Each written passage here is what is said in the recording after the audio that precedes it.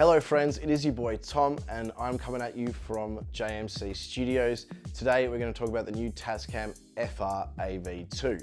If you are a filmmaker or a content creator who doesn't always have access to a sound recordist on site or just is sick of manually syncing up your audio, this little guy is definitely for you. The reason I say this is because it can transmit timecode from these two ports here, either receive it or send it.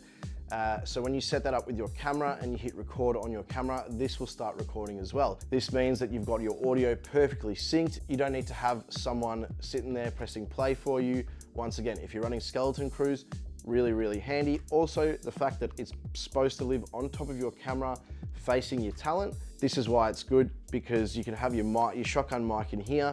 You can have your instruments. Say if we were recording a Noisegate video and we were checking out a new synth, I'd chuck my synth in here, have my mic in here, I could record my talent, I could record the synth, have it sitting on the camera.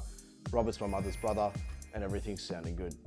Let's jump into form factor I/O, just so you know what it can do. It's made of fiberglass. You've got two combo inputs here. You can send and receive timecode and an external input or output from these two holes here. You've got your USB-C for bus charging and to use as an audio interface, SD card slot, and the slot for the AKBT1. That is an optional Bluetooth attachment. On this is another reason why I say this is really catered towards filmmakers and content creators. There are other Tascam products that use the AKBT1, such as the DR10L Pro and the Portacapture X6 and X8, but they use that for control, so you can use the app and control it from your phone. With the FR-AV2, you can transmit audio wirelessly for monitoring. So being able to monitor audio wirelessly is a really handy thing. And this is something that I've seen in the comments a lot, people asking if the AKBT1 can transmit audio.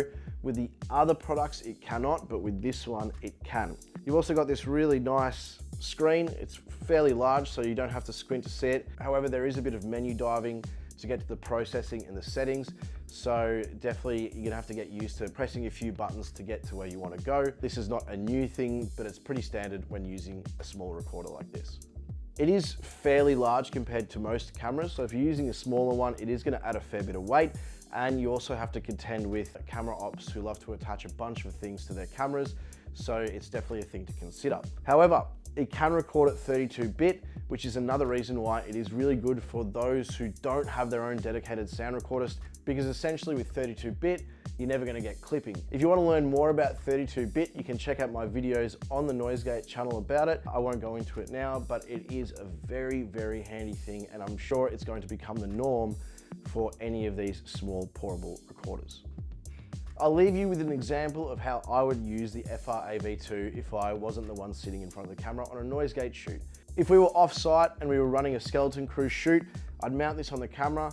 I'd have my shotgun mic plugged into this input so I could get the audio from, say, me talking at the camera. And if I needed to use a lav mic, I would put it in the other one. Or if we were doing a synth demo or an instrument demo, I'd be able to use this input to record that as well. Thanks for watching. Huge thank you to Tascam for giving us an early look at this nifty little bad boy. And a big thank you to JMC for letting us use their space. I'll catch you next time.